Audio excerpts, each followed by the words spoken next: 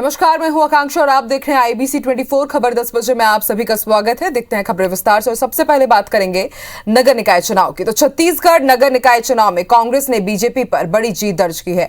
नगर पंचायत में कांग्रेस ने जहां एक तरफा जीत दर्ज की तो वहीं नगर पालिका में भी कांग्रेस का दबदबा बरकरार रहा। बीजेपी बस एक जामुल नगर पालिका में जीत पाई है, जबकि खैरागढ़ सीट पर बीजेपी और कांग्रेस में मुकाबला बराबरी पर रहा। नगर निगम में भी कांग्रेस ने बीजेपी को धूल चटा दी। ये रिपोर्ट देखिए।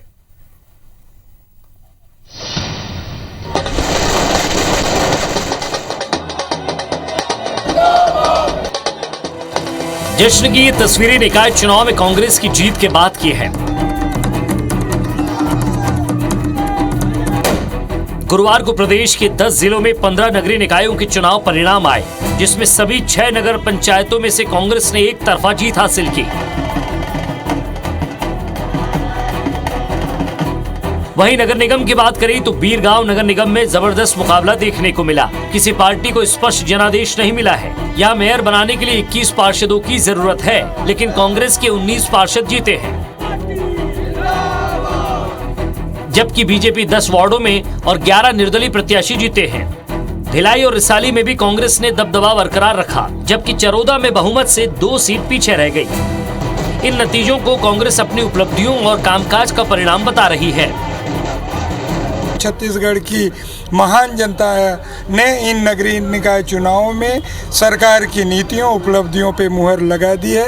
अधिकतर में हम जीते हैं। कांग्रेस का क्रेज, कांग्रेस के प्रति लोगों का प्यार, स्नेह, आशीर्वाद निरंतर लगातार बढ़ रहा है और ये सिर्फ भूपेश बघेल जी के काम है, ये मोहन मरकाम जी के काम है जो आप सर चढ़ के बोल रहे हैं। हमारे मुख्यमंत्री जो है पूरे देश में नाम चल रहा है और पहला मुख्यमंत्री है जो विकास की ओर छत्तीसगढ़ आगे बढ़ रहा है।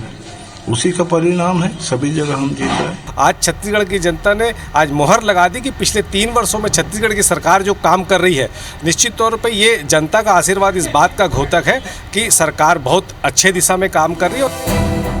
नगर निगम के साथ साथ नगर पालिका में तस्वीर भी लगभग साफ हो गई है। 3 नगर पालिका सारंगढ़, शिवपुर, चर्चा और बैकुंठपुर में कांग्रेस ने कब्जा कर लिया है।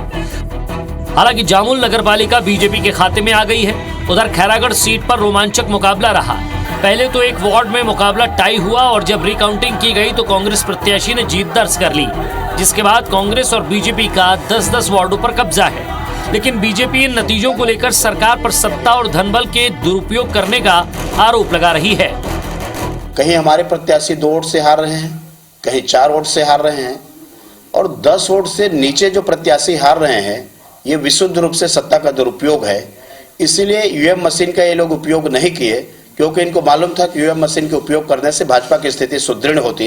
कि आप देखेंगे तो लगभग बराबरी की कांटे की टक्कर रही है। 4 नगर निगमों में सिर्फ 1 नगर निगम में रिसाली में कांग्रेस का बहुमत आया। बाकी आप देखेंगे तो तीनों नगर निगमों में कांग्रेस बहुमत प्राप्त नहीं कर पाई है और इसलिए ये कांग्रेस के लिए अलार्मिंग है कि अभी भी सुधर जाओ, नहीं तो जनता आने वाले समय पर उखाड़ कर फेंक देगी। वहीं नगर पंचायत की सभी 6 सीटों पर कांग्रेस ने बीजेपी का सफाया कर दिया है। भोपाल पट्टनम में तो एक तरफा रहा और कांग्रेस ने सभी 15 सीटें जीत ली। कोंटा में भी 15 में से 14 सीट जीतकर कांग्रेस ने बीजेपी को 1 सीट पर ला दिया। नरहरपुर, भैरमगढ़, मारो और प्रेमनगर में भी कांग्रेस ने स्पष्ट बहुमत लेकर नगर पंचायत में अपना दबदबा कायम रखा। अगले विधानसभा चुनाव में 2 साल पहले ये बड़ी जीत दिखाती है कि पार्टी का दबदबा बरकरार है। अब सवाल यह है कि क्या 2023 के विधानसभा चुनाव में इसका असर बरकरार रहेगा। Bureau report, IBC 24। 2 दिन बाद दिल्ली और यूपी के दौरे से लौटे सीएम भूपेश बघेल का कार्यकर्ताओं ने एयरपोर्ट पर जोरदार स्वागत किया। स्वागत समारोह में निकाय चुनाव में कांग्रेस की जीत की खुशी साफ नजर आ रही थी। सीएम ने कहा कि सभी जगह कांग्रेस के लोग जीते हैं, जहां पर कुछ सीटों की जरूरत है वहां निर्दलियों से सहयोग लिया जाएगा। उन्होंने कहा कि 1-2 जगह की बात छोड़ दे तो बीजेपी तो आसपास भी नहीं है।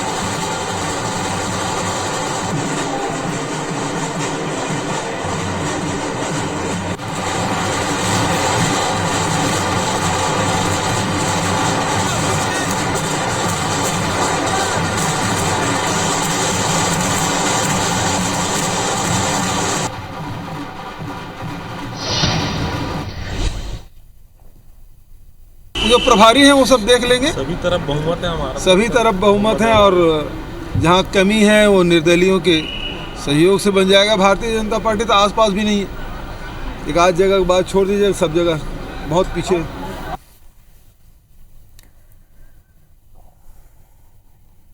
मध्य प्रदेश में पंचायत चुनाव के लिए महिला कांग्रेस ने भी अपनी तैयारियां तेज कर दी है। गुरुवार को मध्य प्रदेश कांग्रेस मुख्यालय में महिला कांग्रेस ने एक बड़ी बैठक बुलाई, जिसमें मध्य प्रदेश महिला कांग्रेस की सभी प्रवक्ता, लीगल एक्सपर्ट और आईटी सेल से जुड़े पदाधिकारी भी शामिल हुए। इस दौरान महिला कांग्रेस के अध्यक्ष अर्चना जायसवाल ने सभी पदाधिकारियों को निर्देश दिए कि मध्य प्रदेश में ज्यादा से ज्यादा महिलाओं को अपनी पार्टी के साथ और अपने संगठन के साथ जोड़े, प्रदेश भर में सदस्यता अभियान को तेज करे और महिलाओं से जुड़े हुए मुद्दों को लेकर आधी आबादी के बीच जाए। खासकर महिलाओं के खिलाफ होने वाली हिंसा में पीड़ितों की मदद महिला कांग्रेस करे, ताकि शासन प्रशासन से मदद न मिलने पर महिला कांग्रेस पीड़िताओं को उनका हक दिलवा सके। बता दें कि महिला कांग्रेस ने महिलाओं की मदद के लिए एक लीगल सेल भी बनाई है।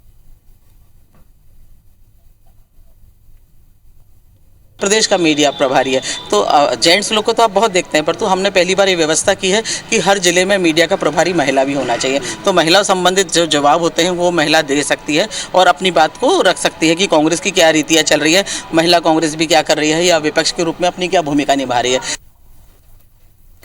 ग्वालियर में बीजेपी की जिला वर्ग प्रशिक्षण कार्यक्रम का समापन हो चुका है। समापन कार्यक्रम में केंद्रीय मंत्री नरेंद्र सिंह तोमर और जयभान सिंह पवैया समेत दूसरे वरिष्ठ बीजेपी नेता भी शामिल हुए। इस दौरान नरेंद्र सिंह तोमर ने कहा कि ट्रेनिंग हमेशा चलती रहना चाहिए। कई लोग ये सोचते हैं कि कोई पुराना कार्यकर्ता है तो उसे सीखने की जरूरत नहीं है, लेकिन पुराने कार्यकर्ता को भी सीखने की जरूरत होती है। साथ ही यूपी चुनाव को लेकर उन्होंने कहा कि बीजेपी कार्यकर्ता यूपी में पहुंचकर हर मोर्चे पर तैनात हो चुके हैं। वहीं जयभान सिंह पवैया ने भी बीजेपी कार्यकर्ताओं को टिप्स दिए। उधर बीजेपी के प्रशिक्षण कार्यक्रम पर कांग्रेस ने तंज कसा है और कहा कि बीजेपी अब रिसोर्ट वाली पार्टी हो गई है, जो कार्यकर्ताओं को आलीशान रिसोर्ट में प्रशिक्षण दे रही है। बता दें कि बीजेपी का प्रशिक्षण झांसी रोड पर मौजूद एम्पायर रिसोर्ट में हुआ है। हम सबके नेता पार्टी का मानना है कि व्यक्ति का निर्माण योग्य रूप से हो जाए तो वो जिस क्षेत्र में भी काम करेगा उस क्षेत्र में काम करते हुए वह अपनी सार्थकता को सिद्ध करने में सफल होगा। भारतीय जनसंघ के काल से प्रशिक्षण वर्गों की परंपरा रही है, क्योंकि Bharatiya Janata party cadre based party है। कोई मनुष्य पूर्ण नहीं होता है, इसलिए हर वर्ष वैचारिक रूप से मजबूत करना अपने कार्यकर्ताओं को। जहां तक भाजपा का सवाल है, कम से कम ग्वालियर चंबल अंचल में तो संगठन रूप से तो पूर्णतः ध्वस्त हो गई है, क्योंकि यहाँ जितने भी जो वरिष्ठ लीडर थे, पार्टी के स्थापित लीडर, सिंधिया जी के आने के बाद उनका तो वर्चस्व स्वयं का खतरे में, तो समन्वय हो ही नहीं पा रहा है, तो लिस्ट तो फाइनल नहीं हो पा रही, तो किस बात का शिविर कर रहा। बलौदाबाजार जिले के पलारी क्षेत्र के सुंदरावन गांव में आयोजित गुरु घासीदास बाबा की जयंती कार्यक्रम में पहुंची विधायक शकुंतला साहू के स्वागत रैली के दौरान कुछ अज्ञात लोगों ने पथराव कर दिया। इस घटना में विधायक शकुंतला साहू और परसवानी गांव की महिला सरपंच कुसुम के सर पर गंभीर चोट आई है। वहीं इस घटना को लेकर छत्तीसगढ़ के पूर्व विधानसभा अध्यक्ष गौरीशंकर अग्रवाल ने जनप्रतिनिधि के ऊपर हुए हमले की निंदा करते हुए छत्तीसगढ़ में कानून व्यवस्था को लेकर सवाल खड़े किए हैं। सूत्रों से मिली जानकारी के अनुसार सुंदरवन गांव के वर्तमान सरपंच और पूर्व सरपंच के बीच जयंती कार्यक्रम को लेकर विवाद चल रहा है और उसी विवाद के कारण इस प्रकार की घटना हुई है। पुलिस भी इसी एंगल से मामले की जांच कर रही है।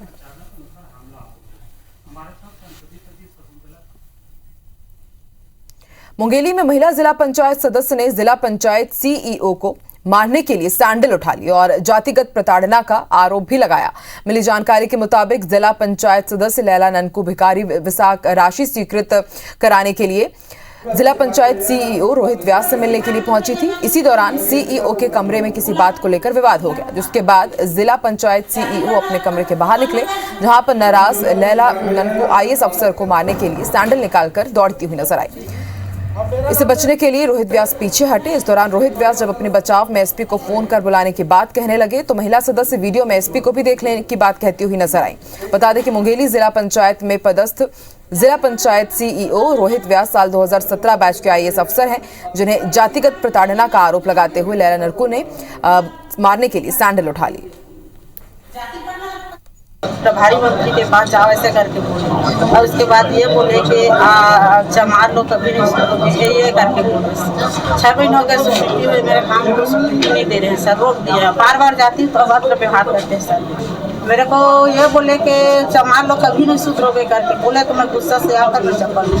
कोई काम सैंक्शन के लिए जिला पंचायत गई थी और उसमें जिला पंचायत सीओ हैं उनके द्वारा दुर्व्यवहार किया गया, जातिगत ऐसा शब्द उपयोग किया गया, ऐसा करके मतलब आवेदन में लिख कर दी है। सीसी कैमरा सब मतलब लगे रहते हैं, उसकी भी जांच की जाएगी तकनीकी रूप से, उसके बाद फिर वैधानिक कार्रवाई की जाएगी।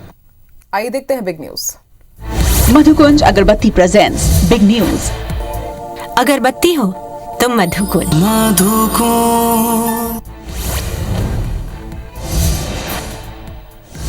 देश में ओमिक्रॉन की स्थिति को लेकर प्रधानमंत्री नरेंद्र मोदी ने अहम बैठक बुलाई। मीटिंग में ओमिक्रॉन के बढ़ते केस को रोकने के लिए प्रधानमंत्री का मेन फोकस 3 बातों पर रहा। पीएम ने बैठक में अब तक के हालात की जानकारी ली, साथ ही सरकार की तैयारियों को भी समझा। देश में कोरोना संक्रमितों की संख्या में एक बार फिर से बढ़ोतरी हो रही है। नए ओमिक्रॉन वेरिएंट ने चिंता बढ़ा दिया है, क्योंकि गुरुवार को 4 राज्यों में ओमिक्रॉन के 64 नए केस सामने आए हैं। इसमें से तमिलनाडु में 33, तेलंगाना में 14, कर्नाटक में 12 और केरल में 5 नए केस मिले हैं। देश में अब कुल ओमिक्रॉन मरीजों की संख्या 325 हो गई है। सीएम ममता बनर्जी और पीएम नरेंद्र मोदी के बीच तनाव फिर से खुलकर सामने आया है। बुधवार को पीएम मोदी के साथ हुई डिजिटल बैठक में बोलने का मौका नहीं देने से नाराज ममता बनर्जी ने ऐलान किया है कि आध्यात्मिक नेता ऋषि अरविंद की 150वीं जयंती पर बनाई गई समिति की शुक्रवार को होने वाली बैठक में वो शामिल नहीं होंगी। पेट्रोल पर निर्भरता कम करने के लिए सरकार ने फ्लेक्स फ्यूल इंजन को लेकर वाहन निर्माताओं को एडवाइजरी जारी की है। केंद्रीय सड़क परिवहन मंत्री नितिन गडकरी ने इसकी जानकारी दी। उन्होंने कहा कि जल्द ही कारें 100% एथेनॉल पर चलाई जा सकेंगी। इससे पेट्रोल पर निर्भरता खत्म होगी।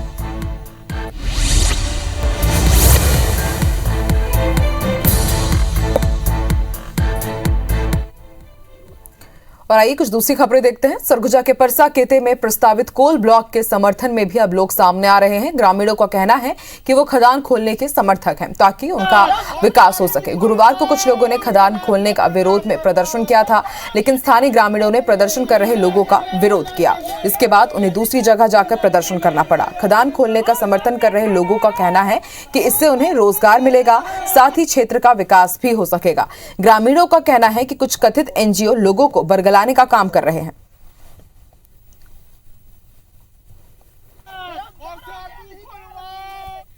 अब बार बार इन लोग का पैसा नहीं मिलना चाहिए। विरोध करने में वहाँ से भाग गए। अब यहाँ से ये लोग विरोध करने से वहाँ से भाग गए। ये लोग बार बार अदानी को परेशानी करते हैं। इन लोग का अदानी कंपनी हमारा खुलेगा, जिसका पट्टा होगा वही पैसा पाएगा।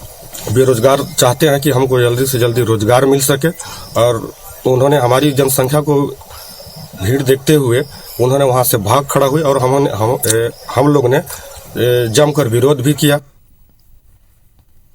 मंडला जिले के मोहगांव के देवगांव वन रेंज के डिप्टी रेंजर पर बंधक बनाकर 2 बच्चों और उनके पिता के साथ बेरहमी से मारपीट का गंभीर आरोप लगा है।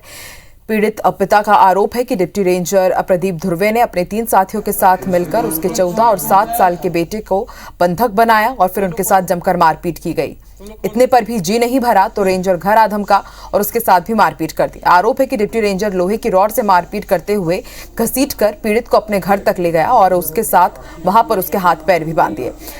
इसके बाद बेहोशी की हालत में घसीटते हुए ही घर लाए और छोड़कर चले गए। पीड़ित ने होश में आने के बाद मोहगांव थाने पहुंचकर आप बीती बताई और केस दर्ज कराया। हाथ पैर टूटने की वजह से उसकी हालत गंभीर बनी हुई है। उसकी नाजुक हालत को देखते हुए जबलपुर मेडिकल रेफर करने की बात कही जा रही है।